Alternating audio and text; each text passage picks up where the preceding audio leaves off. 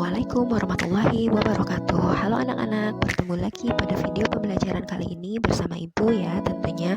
Bagaimana kabarnya hari ini? Mudah-mudahan selalu sehat dan dalam lindungan Allah Subhanahu wa taala. Jangan lupa sering mencuci tangan ya. Dan juga pakai masker apabila kalian mau keluar rumah. Nah, pada pembahasan pertemuan kali ini masih melanjutkan materi klasifikasi makhluk hidup. Beberapa minggu kemarin Ibu sempat membahas sistem klasifikasi 5 kingdom. Nah, pada hari ini Ibu akan membahas salah satu dari kingdom tersebut. Simak baik-baik dan pahami setiap materi pada slide di video ini ya. Oke, slide pertama kita mulai. Nah, di slide pertama di sini sudah ada judulnya ya. Judul yang akan kita bahas yaitu mengenai Kingdom Monera. Pada gambar di situ sudah kelihatan ya. Apa sih yang terlihat? Apa sih yang terlintas di pikiran kalian saat melihat gambar tersebut? Apakah Monera itu sejenis kuman? Apakah sejenis monster? Ya. Nah, kita akan bahas seluk-beluk Monera pada pembelajaran kali ini. Oke. Yang pertama, Ibu mengingatkan lagi bahwa sistem klasifikasi 5 kingdom itu dicetuskan oleh R.H. Whittaker. Ya, kingdom yang pertama itu adalah kingdom Monera. Yang kedua adalah kingdom Protista. Yang ketiga adalah kingdom Fungi.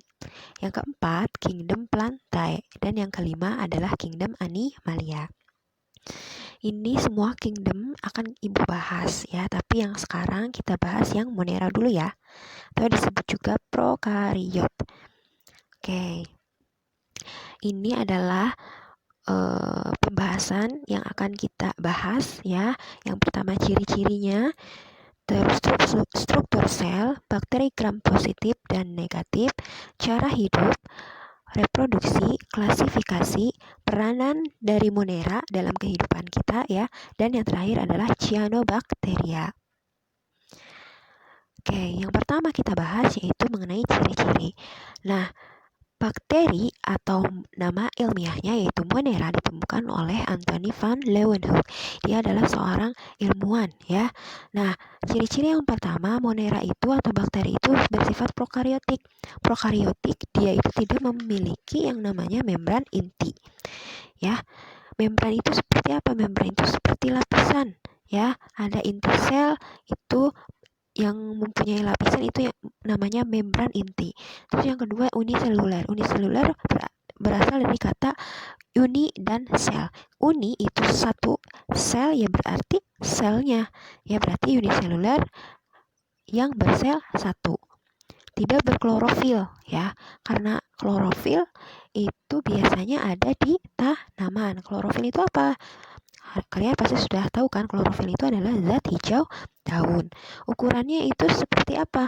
Ukurannya diameternya 0,5 sampai 5 nanometer. Terus dapat dilihat menggunakan mikroskop cahaya atau mikroskop elektron. Jadi tidak bisa dilihat dengan kasat mata. Ya, kalian misalnya megang tanah, terus ada bakteri, ya tahu ada bakteri gitu, segede apa gitu ya. Tidak bisa ya, karena bakteri itu ukurannya sangat kecil. Ya, hanya bisa dilihat dengan menggunakan mikroskop. Nah, di sini ada bentuk dasar dari sel bakteri, ada bentuk batang atau nama lainnya adalah basili ya, bacillus ya, bentuknya batang seperti ini. Bentuk bulat atau koki ya, jadi bulatan-bulatan ya. Dan spiral. Kalau spiral itu seperti bergelombang ya, tidak beraturan ya. Kayak itu 3 bentuk dasar ya. Nah, di sini ada bentuk lainnya dari bakteri ya. Tadi kan koki itu bulatan ya, koki bulatan atau kokus ya, bisa juga disebut seperti itu. Kalau bulatannya semakin banyak, namanya juga, penamaan bakterinya juga beda ya. Kalau 2 bulatan itu diplokoki ya. Contohnya Streptococcus pneumoniae dan tetracoccus. Kalau tetracoccus berarti 4 bulatan ya. Kalau Sarkina itu berarti bulatannya ada yang penuh ya. Ada seperti ini ya, macam-macam.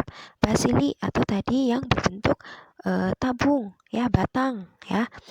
dan juga dia mempunyai yang namanya alat gerak. Ya, ada rambut seperti ini. Ya, itu untuk apa? Untuk dia bebas bergerak ya. Apa sih namanya? Nanti kita bahas ya. Dan yang lainnya. Kalau yang lainnya itu berupa apa? Berupa spiral atau bentuknya tidak beraturan ya. Ada yang bergelombang, ya ada yang seperti ini. Oke, next. Nah, ini adalah bentuk umum dari bakteri ya. Jadi, bakteri apabila diteliti di bawah mikroskop lebih lanjut ya, dia mempunyai yang namanya bagian-bagiannya ya. 6 bagian utama dari bakteri itu kalian harus tahu. Yang pertama itu adalah ribosom. Yang kedua adalah dinding sel. Ya, dinding sel itu yang melapisi bagian selnya. Ya, yang ketiga adalah membran sel. Nah, membran sel ini lapisannya berupa lapisan. Ya, terus yang ketiga, yang selanjutnya adalah nukleotid, sitoplasma dan flagel. Itu adalah 6 bagian utama. Ya. Nah, di sini ada penjelasannya. Yang pertama itu kapsul. Kapsul itu yang mana sih? Nah, kapsul itu yang bagian luarnya yang ini ya. Nah, apa fungsinya dari kapsul? Kapsul itu berfungsi sebagai lapisan luar tersusun dari glikoprotein yang berfungsi sebagai pelindung ya, agar bakterinya tidak kekeringan dan membantu bakteri menempel pada substrat. Ya, substrat itu apa? Substrat itu medianya, bisa media apa saja ya, bakteri bisa di tanah, di lantai, yaitu yang membantu menempelnya. Yang kedua adalah dinding sel, menjaga bentuk sel bakteri dan tersusun dari senyawa peptidoglikan. Peptidoglikan ini sangat kuat ya. Ya sebagai apa? Sebagai tadi ya, menjaga bentuk dari sel bakteri ya. Terus membran plasma. Membran plasma itu membungkus sitoplasma dan membantu pertukaran zat.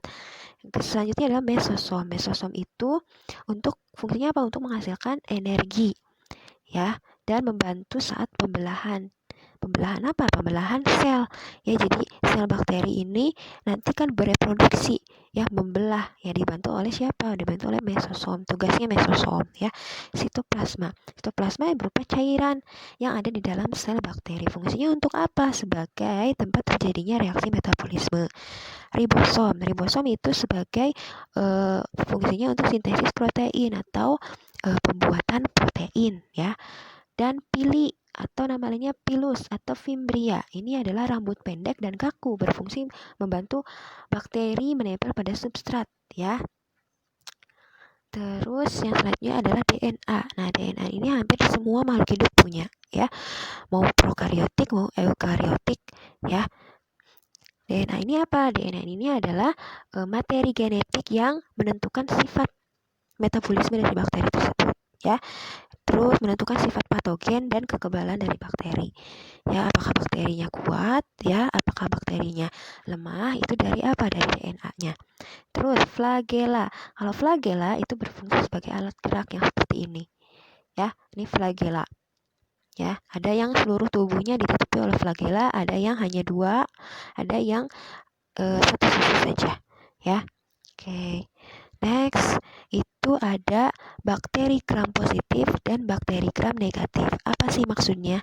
Ini adalah jenis atau penamaan yang tujuannya untuk membedakan jenis bakteri berdasarkan ketebalan lapisan peptidoglikan pada dinding sel dengan sistem pewarnaan.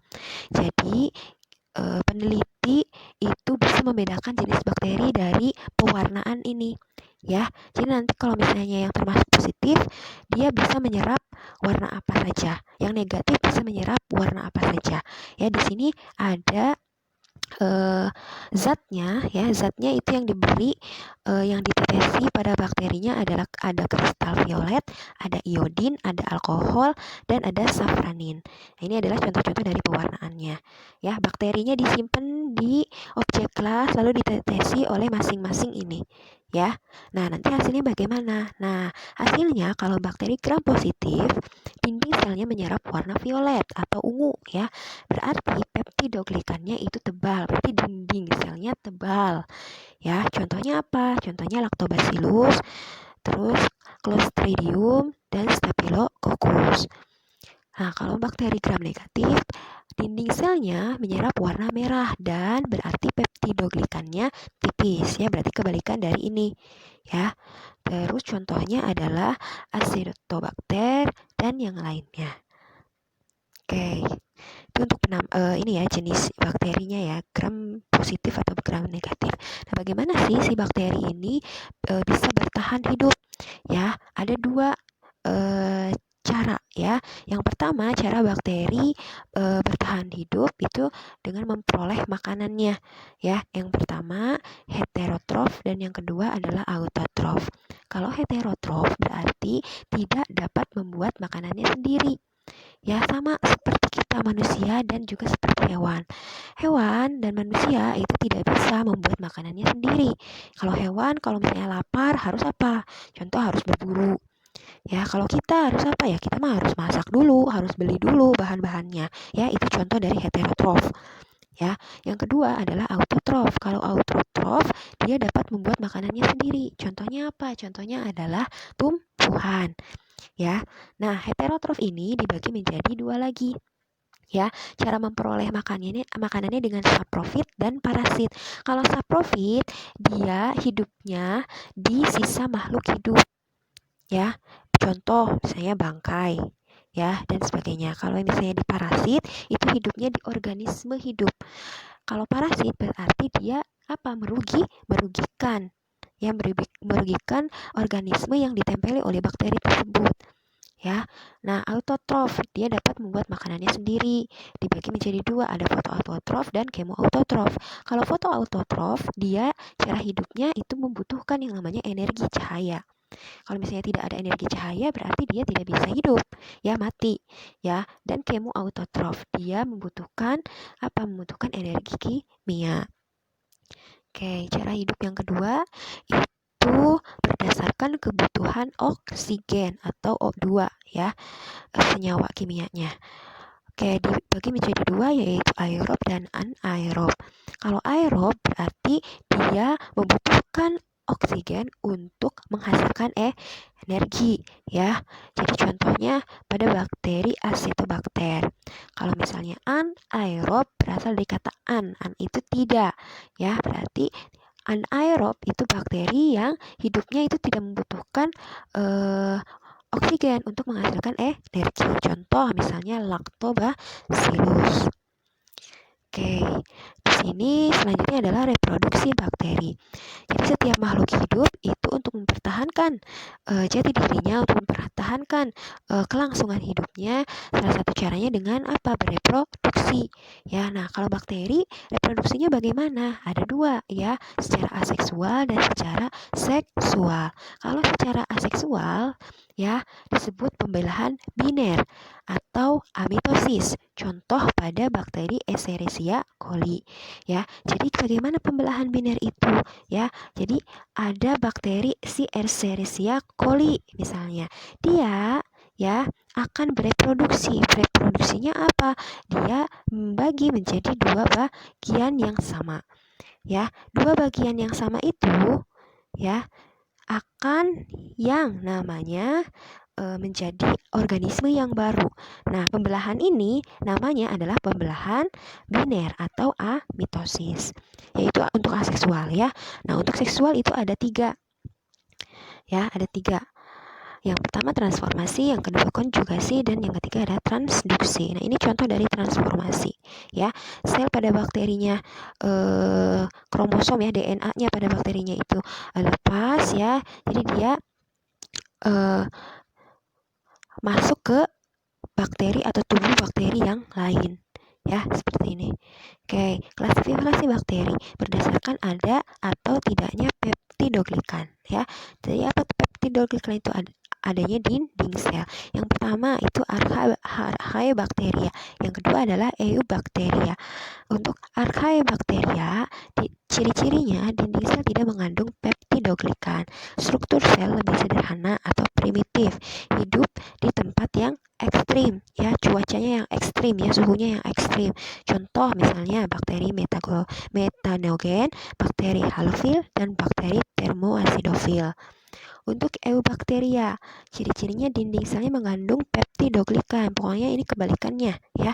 Struktur selnya lebih kompleks ya. Kompleks itu berarti lebih banyak ininya ya, organel-organelnya kosmopolit dan terbagi dari dua kelompok tadi ya, bakteri gram positif dan bakteri gram negatif.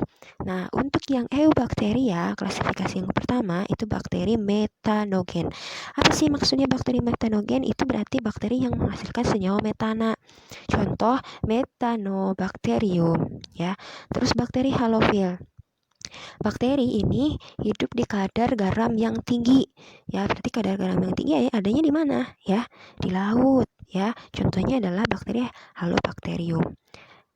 Yang selanjutnya bakteri termofil ya atau termoacidofil. Dia hidup di lingkungan yang bersuhu panas dan asam.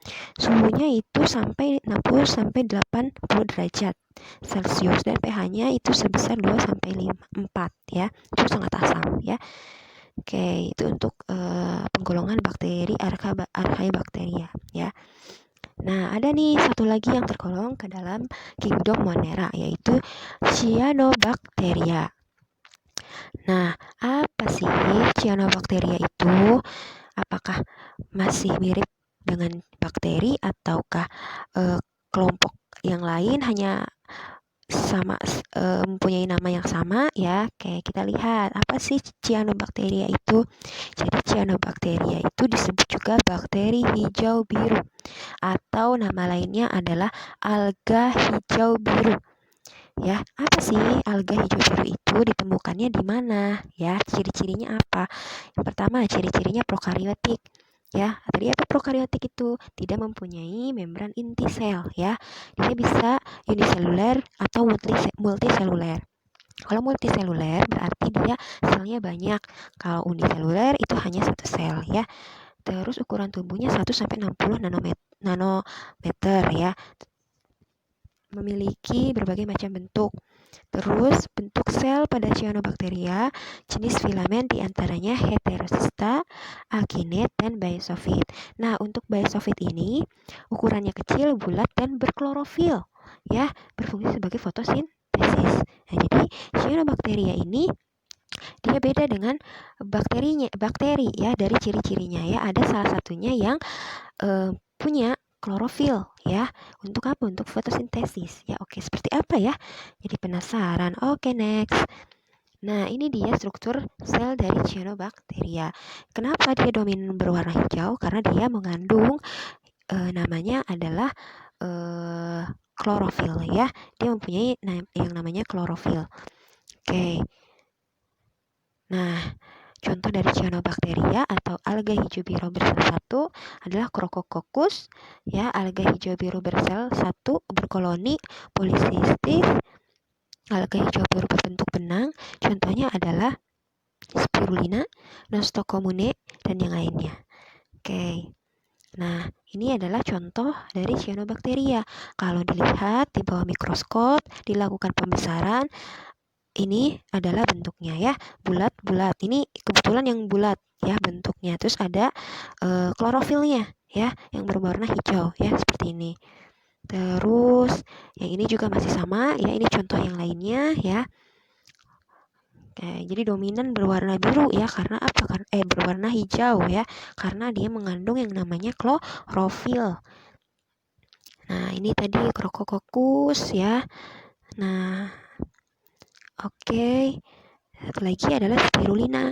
Nah, kalian kan menurut ibu sudah tidak asing dengan kata spirulina ya. Kenapa? Karena mungkin nih cewek-cewek atau anak perempuan biasanya kalian pakai masker spirulina nih biar cantik ya, biar perawatan ya.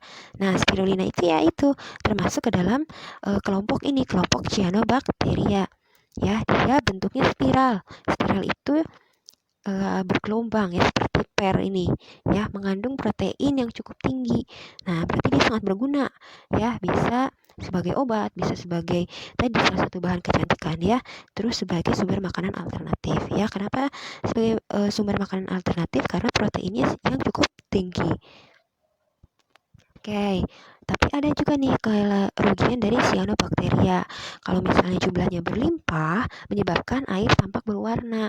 Contoh, di air sawah itu menyebabkan air sawah itu berwarna hijau ya, itu disebabkan oleh jenis Anabaena. Ya, terus beberapa cyanobacteria juga mengeluarkan racun atau pengganggu bagi kehidupan ekosistem. Jadi kalau misalnya yang mengeluarkan racun otomatis berbahaya bagi kita ya, makhluk hidup yang lainnya. Dan menyebabkan pelapukan pada tembok dan batu. Itu adalah kerugian dari cyanobacteria. Jadi seimbang ya, ada yang keuntungannya ya, ada juga kerugiannya. Nah, ini adalah beberapa peranan bakteri dalam kehidupan kita sehari-hari ya. Ada yang menguntungkan ya, jenis bakterinya dan fungsinya apa. Yang pertama, Rhizobium leguminosarum. Dia mengikat nutrien bebas dari udara. Terus Escherichia coli ya, yang tadi sudah dicontohkan, fungsinya untuk apa? Fungsinya untuk membusukkan makanan di usus besar dan menghasilkan vitamin K. Ya, jadi bakteri Escherichia coli itu sangat berperan bagi tubuh kita ya. Tadi untuk apa? Untuk membusukkan makanan ya. Selanjutnya untuk apa? Dibuang. Ya, kalau misalnya tidak terjadi proses pembusukan makanan, kalian sistem pencernaannya mungkin terganggu ya, karena makanannya tidak bisa nih diproses ya, dibusukkan oleh bakteri ini ya. Terus Lactobacillus bulgaricus, dia untuk apa? Untuk membuat makanan ya, yogurt dari bahan susu ya. Contohnya apa? Contohnya yang ada di minuman Yakult ya. Mungkin kalian suka minum Yakult ya. Nah, salah satu komposisinya ya, bahannya adalah si bakteri ini, Lactobacillus bulgaricus ya. Terus Streptomyces griseus itu menghasilkan antibiotik ya. Antibiotik itu seperti vaksin ya, antibiotik. Terus Bacillus thuringiensis membunuh serangga hama pada tanaman. Methanobacterium itu menghasilkan gas metan untuk bahan biogas ya. Oke, next itu yang merugikan, ada yang menguntungkan, ada yang merugikan. Jenis yang merugikan itu Clostridium botulinum. Itu jenis bakteri ya yang menyebabkan keracunan makanan ya. Terus banyak bakteri juga yang menyebabkan penyakit ya. Contoh Treponema pallidum, dia menyebabkan penyakit kelamin. Terus Neisseria gonorrhoeae, dia menyebabkan penyakit kencing nanah. Bacillus anthracis, dia menyebabkan penyakit antraks pada sapi dan manusia ya. Terus bakteri yang menyebabkan penyakit tanaman pada tomat ya.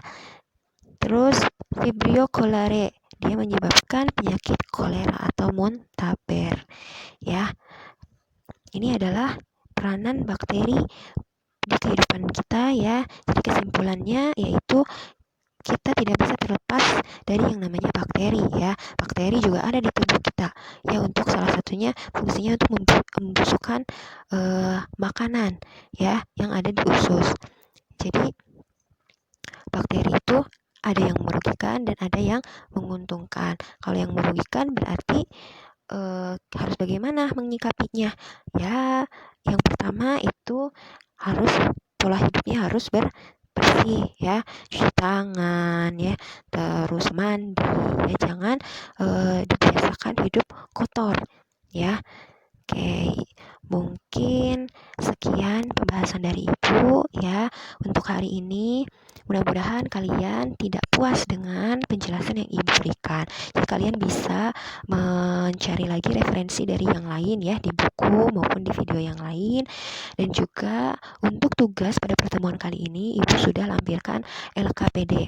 Ya, seperti biasa LKPD-nya kalian isi, tulis di buku catatan, dan kirimkan hasilnya berupa PDF di Google Classroom.